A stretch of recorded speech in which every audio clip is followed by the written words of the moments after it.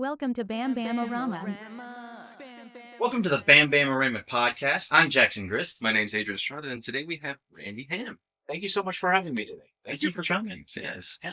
So, Randy, give us a real quick introduction. What do you do in the community? Well, I like to joke that Benevolent Arts Overlord doesn't fit on my business cards. So I'm the executive director of Odessa Arts, which is the local arts agency for Odessa. Wow. Okay, I didn't even know we had something like that. I don't either. We're a very well kept secret, but I'm trying to change that. For those of you that don't know what an arts agency does, so Odessa Arts has been around in some form since 1978. It was created as the Odessa Cultural Council in 1978, and it was a group from the Permian Playhouse, from the that now is the West Texas Symphony, what became the Illinois Art Museum, and the Globe Theater. And they banded together because they were facing a problem back in the 70s. I don't know if it seems familiar to you, but they would produce all of these great performances and nobody knew about them, right? And everybody in town was saying, there's nothing to do. And so they came together to start helping each other market their events to the community. And then in 1981, there was a law passed at the state level as part of the tax code that says up to 15% of the previous year's hotel occupancy tax may be used to fund the arts. So at that point, the Odessa Cultural Council started getting the hotel occupancy tax from the city of Odessa and then granting that out in the form of cultural tourism grants. And so they were doing that, well, up until today. We still do it today. And that's our primary focus, is that we take hotel occupancy tax and we re-grant that to promote cultural tourism. Yeah, I'm like you said, you said a very well kept secret, but I'm really surprised that we had anything of this nature in the area, and I had no idea. I'm excited. Yeah, I've been really fortunate to be in the job for the last 10 years. And one of the things that I bring to the table, I think, is that we have expanded the portfolio of what we are now Odessa Arts. We manage the city's public art program. We have a quarterly arts magazine that we publish called Beacon West. We are also launching I'm calling it a streaming chat show. And then we also help market not only to the people in the area, but obviously, if we're talking about cultural tourism, you want to start bringing people in from out of town. I don't know if you've checked out any of our episodes, but that's essentially all that we're trying to do is try to help everybody and anybody that does any form of art. So right. I would love to see more of that. You said you've got it just starting out now? Yeah, we just dropped our first episode. So we're streaming it, new episodes every Tuesday at 7 o'clock.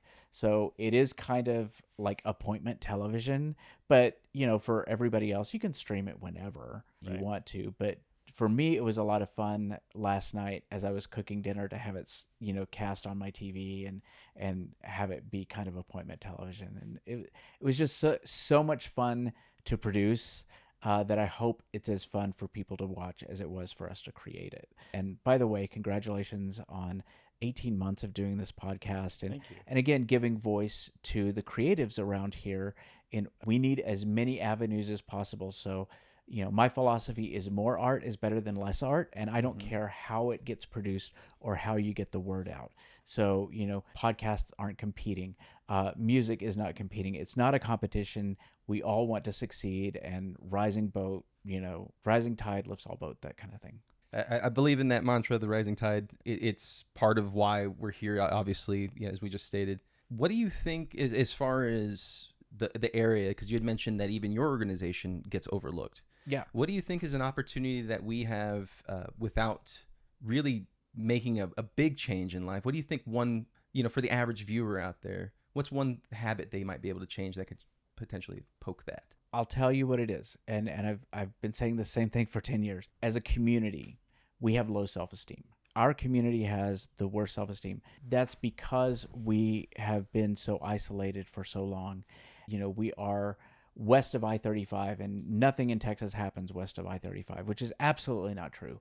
But here's the thing, we get all of these people moving into the area, right? They come to someone and they say, so what is there to do here? And the answer they get is there's nothing to do here, and that it's ugly. It's a dirty backwater town. Right. And if you hear that, you will believe it, and then you will not go out and look for the things. And the fact is, as you probably already know, we have a thriving arts and culture community. We have lots of not just, legacy organizations like the symphony, but we have creatives that are sole proprietors. We have muralists, we have musicians, we have actors, you name it. And they're all out there and they're putting their work out there for people to see. So I would say that the one thing to do is to not believe that when someone says there's nothing to do here, and find out for yourself. So do the deep digging. The good thing about having so many avenues to get the word out is that there are so many avenues to get the word out. For the consumer, it's a little overwhelming. So it's like, where do I look? Right. So, we do things like publish Beacon West, which is a quarterly arts magazine. We put it for free in every hotel in Odessa. It's also free to all of our members. We do the podcast. We have a calendar of events. We have very active social media, and we put it out there. But that's only part of it. You, as a community member, as a visitor, need to take the time to go and look, because I can guarantee you there's some beautiful work being done out here. You just have to go look for it. I think I mislabel it too. I usually say it to the effect that people are like celebrities, just not the local versions of celebrity. Well, that's very true. I look at it this way, because we fund cultural tourism grants so often. And when you hear a word like tourists, you think Disneyland, right? Okay. Right. And then because of that, the immediate follow-up is, well, nobody's coming here to be a tourist. Well, that may be true, but you're overlooking two very important facts. One of them is we have a lot of itinerant workers here that stay in hotels, and they're looking for something to do while they're here. That's a cultural tourist. And if we can give them one good thing, one activity to do while they're here so that they leave with a positive impression of West Texas, then we've done our job. But the other part of that is that we have Big Spring, Pecos, Andrews, Monahans, Fort Stockton. We are the DFW of West Texas, and they are coming here to go to the doctor. They're coming here to grocery shop. They're coming here right now to start back to school shopping. And if they stay just a little bit longer and they go see a play, or they go to a concert, or they go and do something, they are a cultural tourist as well. And so when we start talking about tourism in that aspect, we have a thriving tourism industry here that we are not capturing. Yeah, I say all the time that there's nothing to do here. I know my personal struggle as a musician. I like to write my own music. I do have a hard time finding places that want to book me, because most of the time it seems like people just want to hear top 40 stuff around here. Right. It's so true, and it's something that we hear all the time. What I like to tell people is that your favorite song was once a song you'd never heard before. Right. Right? So every single song that you like was a new song to you at some point. So always give a budding musician a little bit of your time and consideration. There, I think I mentioned him earlier in the podcast, but there's a musician named Sam Allen who grew up here, and he is my intern over the summer. He's actually studying at the Berklee College of Music right now. He is one of the most gifted musicians I have ever had the privilege of coming across. He wrote, produced, and released his first album on Spotify at like 14. And I'm talking cover art, the music, the lyrics, the production, the arrangements, everything. And he's now on his 6th or 7th album. And there's a song that he released called Walk Me Home that is now one of my favorite songs. And again, I had never heard it before 2 years ago. So I always tell people, come for the top 40 and stay for the new music. And as a musician, if you know your crowd well enough to be able to do a few covers and then slide in that original tune, maybe they'll stick around and pick up on that. First off, I want to meet Sam. I don't know Sam. He is phenomenal. Yeah. I cannot say enough good things about him. I think he's playing at Pi Social in a couple of weeks. Anyway, you can find him on Instagram at the.sam.allen. When he's here for the summer, he performs at Pi Social, at the Marriott in Odessa, at Flair Taverna, all of those places. Yeah, I highly encourage everybody to check that out. And especially musicians, support other musicians. Man, Yes. Always. Well, on that note, is there an example of how you've seen things for whether it be a musician or a painter trying to facilitate some space for presentation, where they maybe someone out there might be listening feels like they need to be bold, but it's actually not that hard. Like all you need to do is this. Is there any advice you can give in that regard? Yeah, actually, I like to call this part of my origin story. I'll use myself as that example because I was that guy that said there was nothing to do here, and I was that guy that said it was dirty and ugly, and I couldn't wait to get out of here, right? And I was the one in the family that was going to move away, right?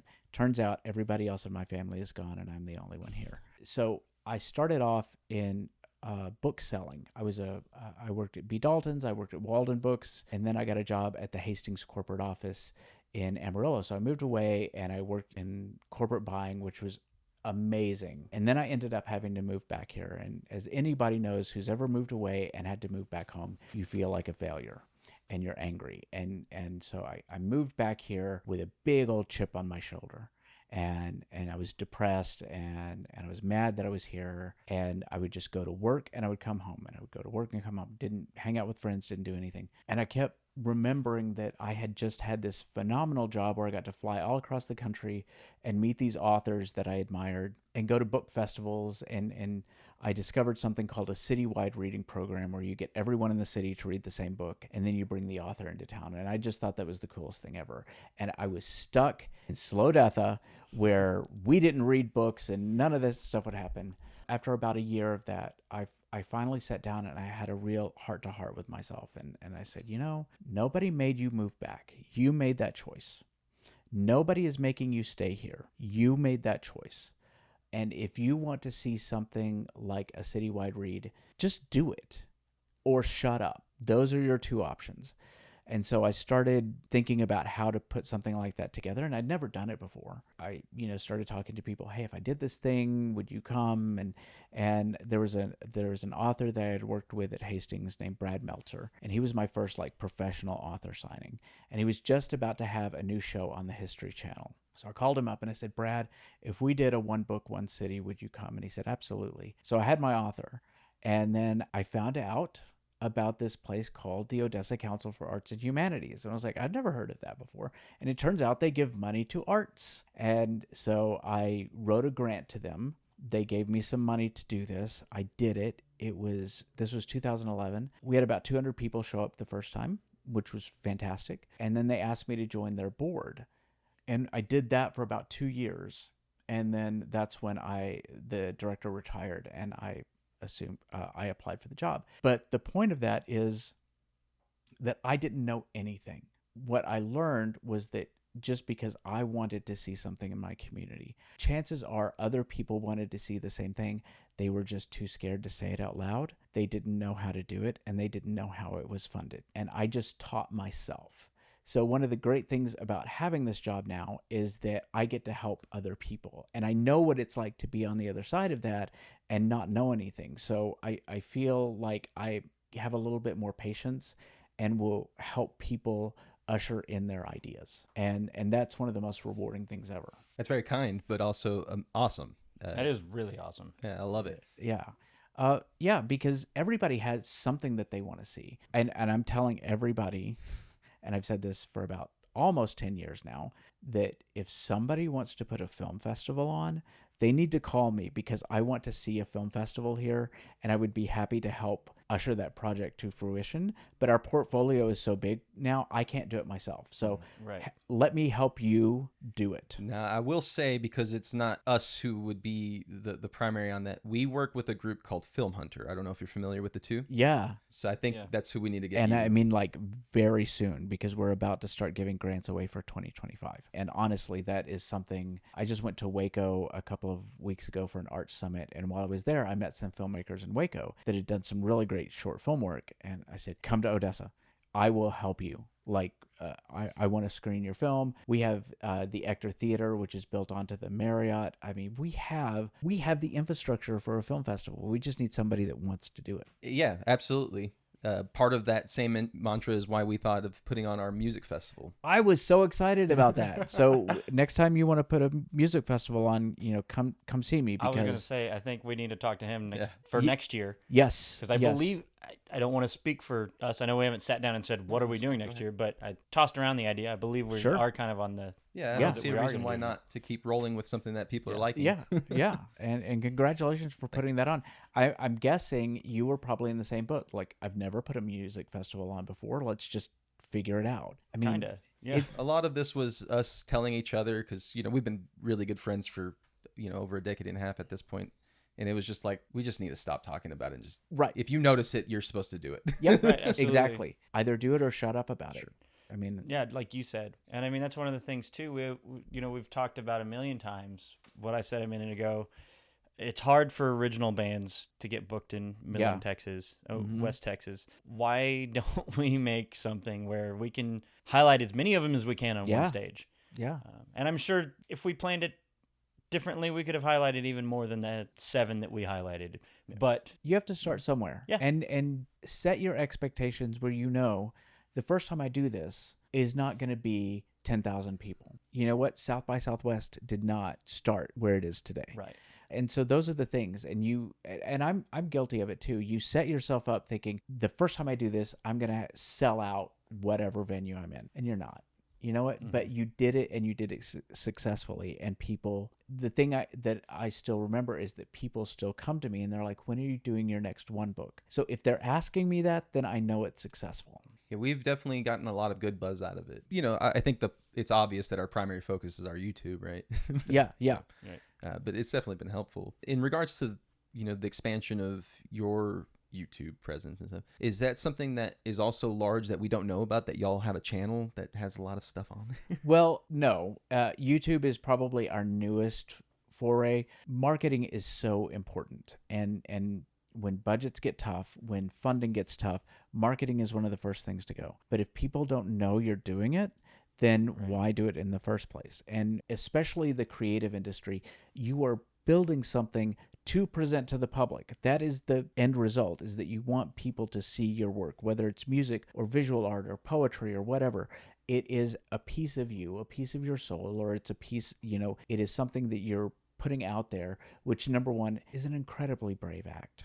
You are sharing a part of yourself, and you don't know how people are going to respond to it. But if you don't have the public there to appreciate it, then why are you doing it? I think marketing is always integral. And one of the challenges to a lot of cultural institutions these days, especially, like I said at the beginning of this, I grew up in the Merv Griffin, talk show, Dave Letterman kind of world. And I think that a lot of our legacy institutions are kind of set in that world and are very afraid to embrace new avenues to reach your audience, like YouTube, like TikTok, like social media, or even, guerrilla marketing, which is like, what flash mobs were 5 years ago, things like that. You just think if you put an ad in the paper and you send out a press release to the news stations that you've done your job. And it's not that. People can consume their entertainment in so many ways. And so for me, the people in the hotels that we're trying to get out to our events, the museum is not competing with the symphony. The museum and the symphony are competing with the phone, because you can sit in your room and stream Netflix. So why are you going to get out and leave? You've got to offer people something unique that makes them want to leave and experience something. That brings up a thought. I remember like 8 years, because we just talked about how there's more to do in Odessa than that. I remember there was that meme like 12 years ago that was like, is there anything to do in Midland, Odessa? And have you ever heard of Netflix? Yeah. Yeah. But that's the thing. As much as I would like to, I can't go door to door and knock on everybody's door and say, hey, did you know there's an art council? Did you know that we fund, over a dozen arts agencies and give away almost $200,000 a year in cultural tourism grants for you to go to a play and all of that? I can't do that. So again, yes, there's magazines and YouTubes and TikToks and the news media, but the best ambassadors we have are each other. And so when I do go and speak like I'm doing today or like to a group of people, I act like I'm deputizing you. You have to remember not to say there's nothing to do. And you have to remember to have more pride in your community than you have. Almost be boastful about your work. You know what? I am a musician. I write original music. Come see me this weekend at this place, or check out my YouTube channel or whatever. Or at the very least, check out odessaarts.org and click on our calendar of events. And that way, you will know what's there, and at least you have the choice. And no matter what, even if it's not the kind of music you listen to, or it's not the kind of theater that you want to see, you have to stop saying there's nothing to do here. You, like I did, you made a choice to be here, and you made a choice to either participate in the arts and culture of our area or not. But please stop propagating the myth that there's nothing to do here. Again, I'm guilty of it as well. Sure. But it's true that most people that have that mantra are also the ones that usually advocate of it's all about the mindset. And Yeah. your attitude makes Yes. your reality, et cetera, et Yes. cetera. Absolutely. So, yes, it is absolutely true. And with that, so is your taste. If you say you don't like something, of course, you're still not going to like it. Right. That's the other thing. When people come to me with a project that they want to do, the first thing I tell them is anybody else doing this? Because I've actually had people that move here and they're like, I want to start an orchestra. And I'm like, okay, that's great, but you need to go see the symphony perform first. And then if they're not performing the type of music that you want to see in the community, great, come talk to me. But don't try to duplicate services, because it's hard enough to do this stuff. But if you see a gap, fill it.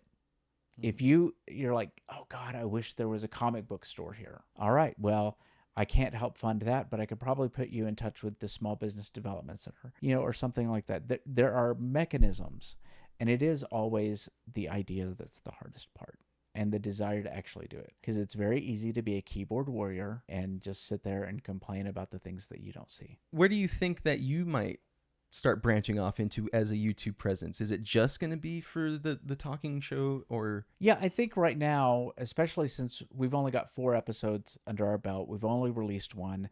I really want to be comfortable in the format, but I do want to, I've already thought about things like, yeah, I need a house band. That's what I need, or hey, maybe we need to do some location segments. So in October, we're doing something called Literary Deathmatch, which is one of my favorite things. We haven't done it here in about 2 years. And we're doing it in the same building, but we're going to do it up on the first floor. So if I can schedule it right, then all of the participants for Literary Deathmatch, I want to record an episode of the chat show in the basement, like either before or after. In November, the Shakespeare Festival is going on at the Globe Theater. So I'm going to have all of these professional actors. Why would I not take advantage of that and actually maybe tape it live on stage at the Globe? A multitude of opportunities, but I want to be really thoughtful about it and do it right so that the viewer continues to be engaged and it's not just Randy's vanity project. I have a podcast that I do with my best friend who lives in Philadelphia, and that one is just for fun, and we don't even have a schedule, and sometimes it's 4 weeks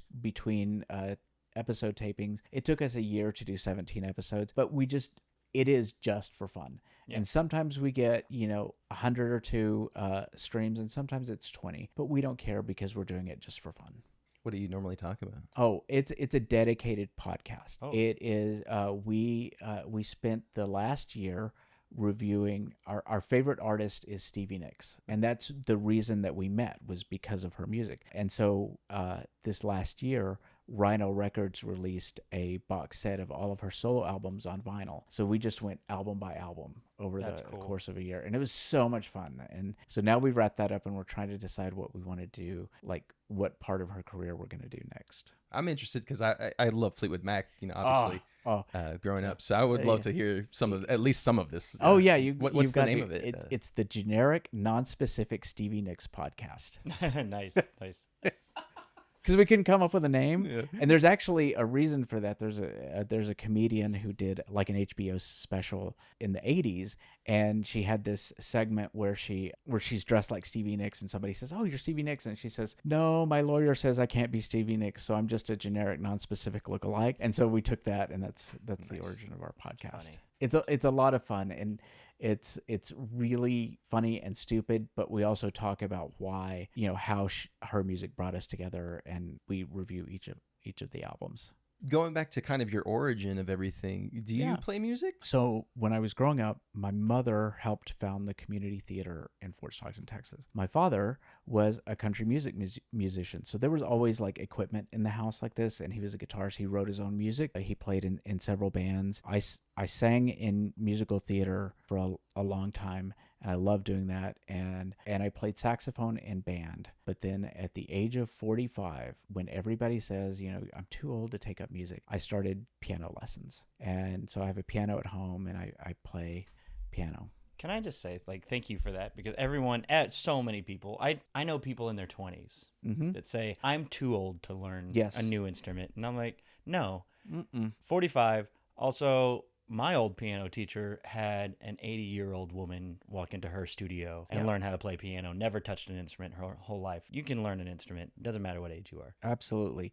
And here's the thing. This is going to be a nice little segue, but when you do these things, like I'm never going to play Carnegie Hall, and that's not the goal. The goal is actually to play for myself. I have a piano at home, and so I want to be able to just go and sit down and play. And that's really the great thing. Now, for my 50th birthday, I decided I had missed performing so much, because it's hard for me as an arts administrator to actually be in the arts, because I don't want anyone to feel like they have to use me in something. You know what I mean? I don't audition. I don't do anything like that. But I had missed performing so much. Through the Arts Council, I was adjacent to the West Texas Jazz Society, and it turns out I love jazz music. I love it so much.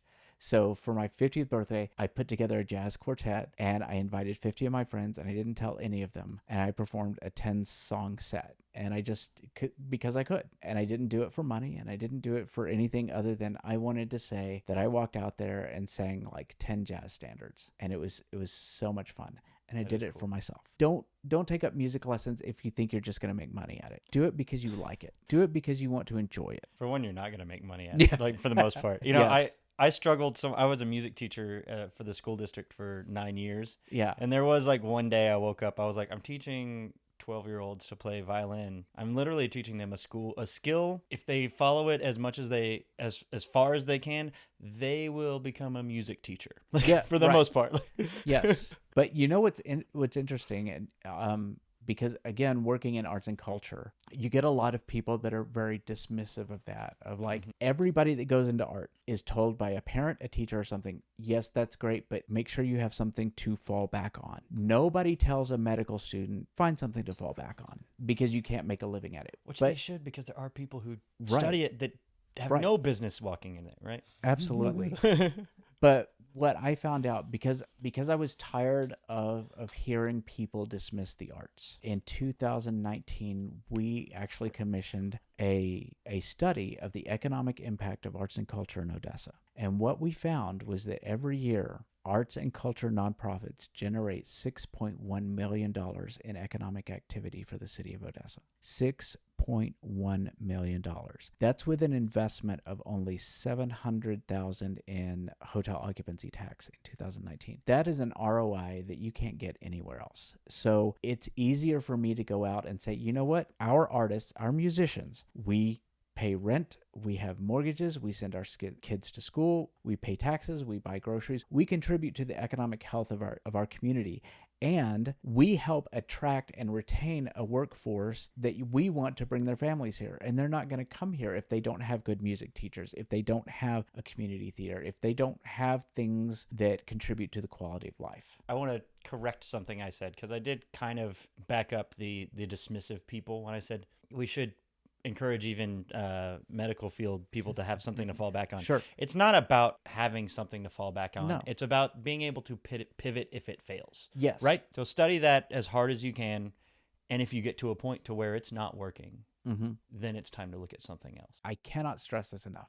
First of all, no one says they want to be an arts administrator when they grow up. I didn't even know what an arts administrator was until I became one. So when you think you want to go into the arts, there's all these other fields that you can go into besides just performance. There's all these supporting elements to it. And I literally stumbled into this job. And I will tell anybody that listens, I have the best job in Odessa because I get to get up every morning and I get to dream. And if I can find a way to make it work, I get to bring it to reality. Doing what you love is so important because I feel happy every day that I get up. I feel like professionally and creatively, I am fulfilled. And part of that is helping other people fulfill what they want to do. With the expansion of YouTube, and then with the premise of just always promoting arts, is there anything that you have, aside from what we've already discussed, that is there something larger coming that we haven't seen before from y'all that we can talk about? I don't know that we can talk about, but I'll talk I'll talk in broad strokes. I feel like we've laid some really good groundwork in the last 10 years. And a lot of that has been with the established arts agencies that have been here for a long time, like the Symphony. I keep mentioning Symphony, Museum, and whatever. And they're all doing really great work. But there are artists and musicians out there that do not fit the mold of a symphony musician, that do not fit the mold of something that is going to be exhibited at the art museum. But they can contribute regardless. And so finding a way to give outlet to those individual artists and those collectives is really what I want to do. And some of that's going to require physical space. So that's all I'm going to say about physical space for right now. But I want to give a shout out to a group called the Creatives of West Texas. So it's just a very loose group of artists that like to do pop-up exhibits in places. And so at the day that we're recording this, in 2 days is the first anniversary of our first Friday art crawls in Odessa.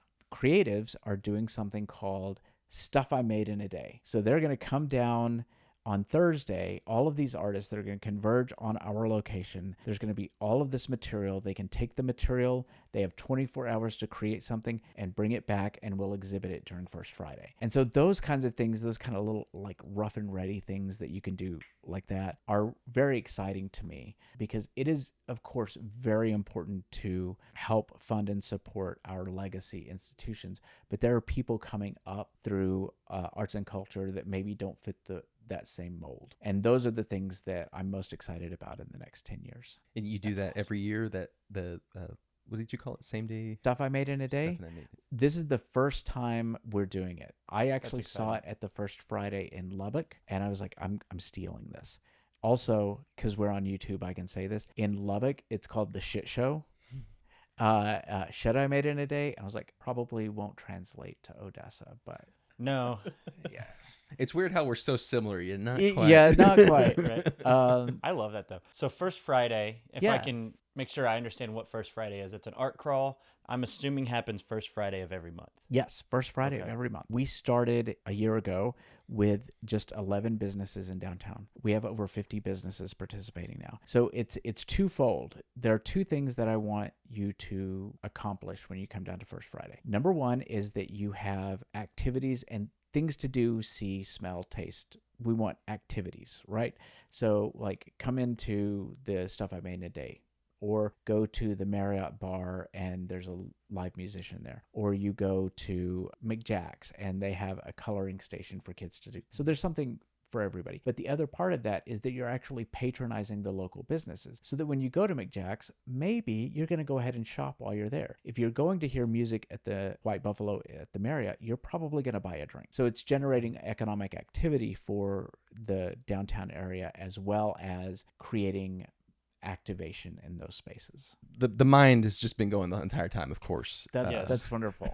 I work that way too, and especially when I'm in a room with other creatives. Number one, I'm a thief. I will steal anybody's idea. I will give you credit, but I am stealing your idea. Look, we've got the bald beard thing, so don't steal that. Right. Okay. All right. Well, I just shaved my beard not too long ago, so I had a beard. We didn't choose the bald thing, though. Yeah. I didn't choose the bald life. The bald life chose me. That's right. Yeah. But yeah, and again, I have an open door policy. Anybody that's got an idea, come see me. You know, I may shrug and say I can't help you.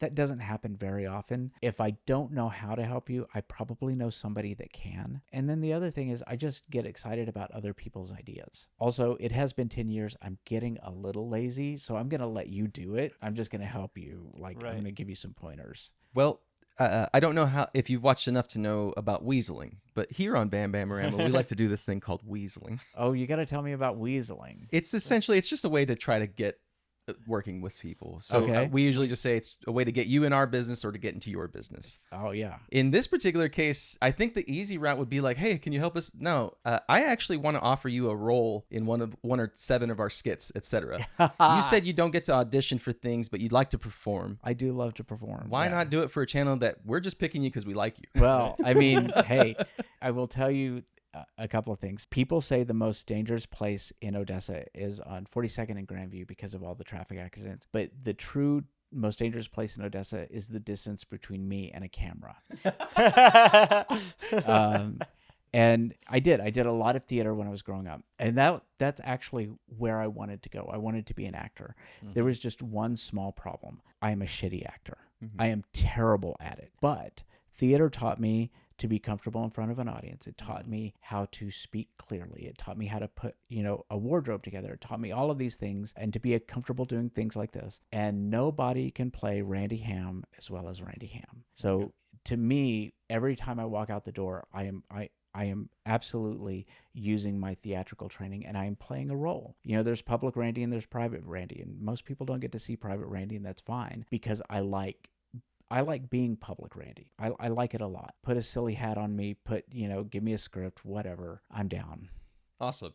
If you ever want to come over to Odessa and film like in our building, because I mean, the building is amazing. I really, really love our building, and downtown has got some great mid-century architecture in it, and it's a fun place. I mean, we're both really into just looking at old buildings, etc. So it's I love Waxahachie. I don't know if you've ever been. Yes, I have. Same reason. Oh my God, one of my worst book signing experiences ever happened in Waxahachie, Texas. Oh, no. And I now have a nemesis because of Waxahachie, Texas. Can we have this story?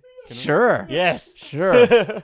So, do you guys remember the Lemony Snicket books? Yes. Okay. All right. So when I was working at Hastings, part of my job was setting up author signings at all of the things. And every year that Lemony Snicket came out with a book, I would call the publisher. I'm like, I want him for a signing. And every year they're like, no, your chain's too small. No, your chain's too small.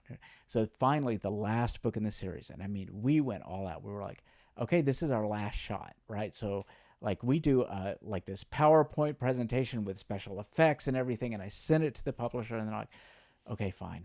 We had to use the high school auditorium. And because it was his last signing, Stephen Merritt, who did all of the music for the audiobooks from the Magnetic Fields, was going to be with him. It was going to be this big, huge thing. So we had weekly meetings with the publisher for 6 weeks before and planned all of this stuff out. And we spent so much money. The day of the signing, we get a phone call. He has been signing at Barnes & Noble all night up until 2 a.m. because there were so many people there. And he's just too tired. He's not coming. By this time, we already have people lined up outside. 3,000 children and their parents. When you do that to a child, right, you upset the parent. So after a bunch of back and forth, he agreed to come and do the stage show, but he wasn't going to do any signings. And they were going to leave a stamp that we could stamp the book with. We get everybody seated.